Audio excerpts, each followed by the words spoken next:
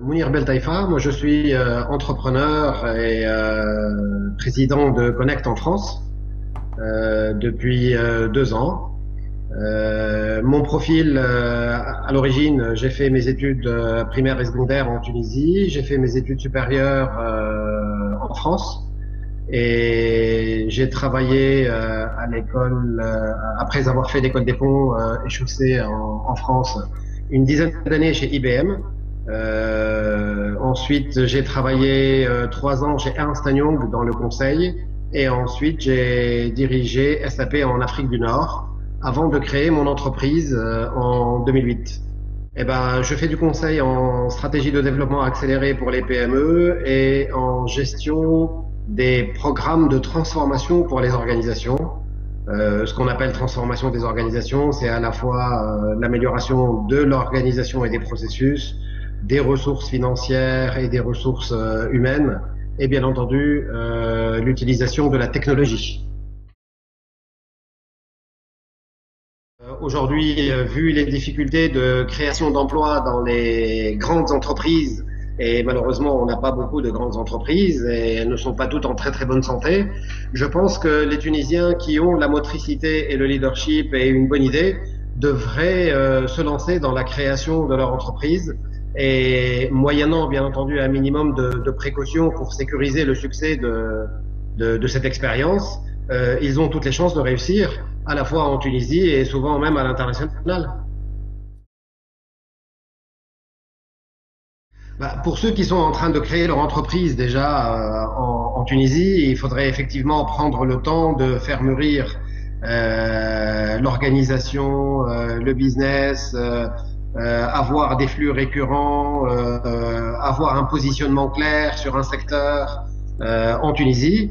Et pour ceux qui visent directement à l'international, bah, il faut pas se tromper, bien entendu, sur la compréhension des attentes du marché international, les exigences, je dirais, de la compétitivité, en termes de compétitivité des clients à l'international, et essayons de ne pas adresser tous les marchés d'un coup. Visons les marchés les plus rentables et les plus volumineux et les plus faciles à approcher. Et petit à petit, bien entendu, on peut élargir sa destination à l'international. Mais il est évident que l'Europe, le Moyen-Orient et même l'Afrique sont des destinations privilégiées pour les Tunisiens. Le conseil que je donnerais, c'est quand même pour ceux qui n'ont pas suffisamment d'expérience, de faire confiance un peu à leur créativité et d'échanger avec leur coach parce que un regard extérieur peut souvent éviter de nombreuses erreurs et ne pas avoir peur de se tromper. Et l'important, c'est bien entendu de se corriger rapidement.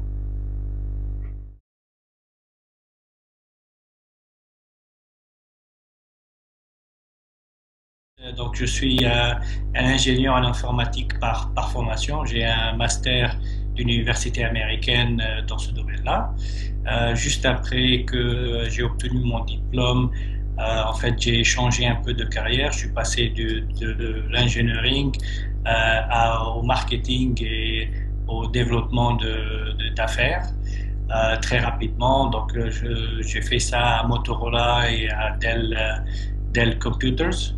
Et ensuite, je suis passé tout de suite au domaine d'investissement dans la finance. Donc, je suis parti à Wall Street. J'ai travaillé à Deutsche Bank pendant 2 années. Et ensuite, je suis passé au domaine d'investissement dans le venture capital, dans le capital risque. Depuis 2001, c'est le domaine dans lequel j'opère. Donc, j'ai passé à peu près 10 ans à Silicon Valley en Californie dans ce domaine-là, en faisant des investissements dans la technologie, que ce soit dans le domaine des semi-conducteurs, des ordinateurs et tout ça. Et depuis 2010, je suis basé au Moyen-Orient, au Golfe, donc en Arabie Saoudite et à Dubaï, où je fais des investissements dans dans les PME et dans d'autres secteurs. Donc, je suis managing director dans une entreprise, une entreprise d'investissement qui s'appelle Malas Capital, qui est basée en Arabie Saoudite. on gère à peu près 1 milliard de dollars de fonds. Je suis en fait responsable sur les 3 fonds qui font les 1 milliard de dollars. Et en plus de ça, je travaille d'une façon très rapprochée sur un fonds de 275 millions de dollars qui investit dans les PME en Arabie Saoudite. Il y a 2 aspects et la réponse est en fait, donc je vais la découper en 2. Le premier aspect, c'est que bon, il y a de bons entrepreneurs en Tunisie qui sont bien éduqués, ils sont intelligents, ils sont entreprenants, donc ils veulent arriver à monter leurs affaires dans plusieurs domaines. Tout ça, on le sait. Les challenges et les problèmes que eux, non seulement eux, en fait, doivent faire face, et les investisseurs, je dirais, c'est dans 3 domaines en particulier. Le premier domaine, en fait, c'est la convertibilité du dinar, qui fait que c'est très difficile ou pas aussi transparent pour un investisseur étranger de venir investir en Tunisie vu les problèmes de la convertibilité du dinar et aussi du fait de libre-échange ou de pouvoir vendre à l'étranger à travers les cartes de crédit, à travers les banques et tout ça, c'est en fait un problème qui doit être résolu.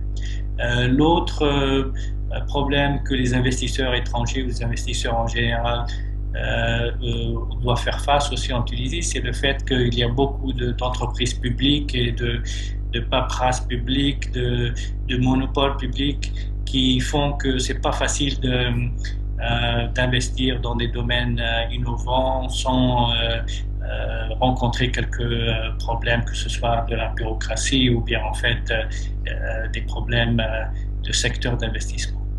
Et finalement, la troisième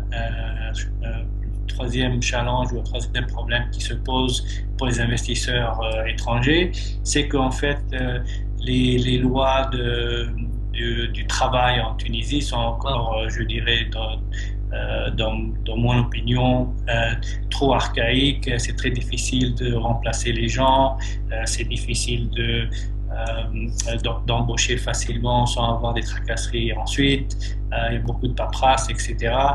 Donc, il va falloir revoir ces lois pour donner plus de flexibilité, surtout pour les petites entreprises qui en fait sont très dynamiques, mais en même temps aussi ont des hauts et des bas et doivent pouvoir être flexibles dans le domaine du travail. Bon, alors, si on va discuter des challenges ou des problèmes qui se posent pour les entrepreneurs qui veulent exporter donc leurs services ou leurs produits en dehors de la Tunisie dans les autres marchés internationaux. Donc en fait, je dirais que c'est une des priorités pour ces entrepreneurs parce que le marché tunisien continuera d'être très petit ou pas assez grand comparé à tous les autres marchés, que ce soit dans le Maghreb arabe, dans le Golfe arabe ou en Europe, en Asie, etc. Donc ça devrait être une priorité pour les entrepreneurs de trouver le bon chemin, les bonnes tactiques, les bonnes stratégies pour accéder à ces marchés-là. Écoutez, pour accéder à ces marchés-là, en fait, la formule, c'est assez simple. Il faut avoir des produits qui sont compétitifs à l'échelle internationale, qui sont un peu moins chers que la compétition, on ne peut pas vendre de la camelote, excusez-moi, à l'échelle internationale, même si on la donne gratuitement. Donc, il faut vraiment comprendre ou connaître la compétition qui s'offre dans ces marchés-là. Et il faut utiliser les moyens de marketing que l'Internet, les moyens de communication, les sociaux, etc. offrent. Je ne passerai pas, par exemple, par les ambassades ou par d'autres canaux publics, mais plutôt par tous les canaux qui s'offrent par l'Internet, que ce soit Alibaba, etc., etc. Et à la fin, en fait, l'entrepreneur doit prendre sa petite valise et ses présentations et se déplacer dans tous les marchés auxquels il veut accéder et aller rencontrer les clients.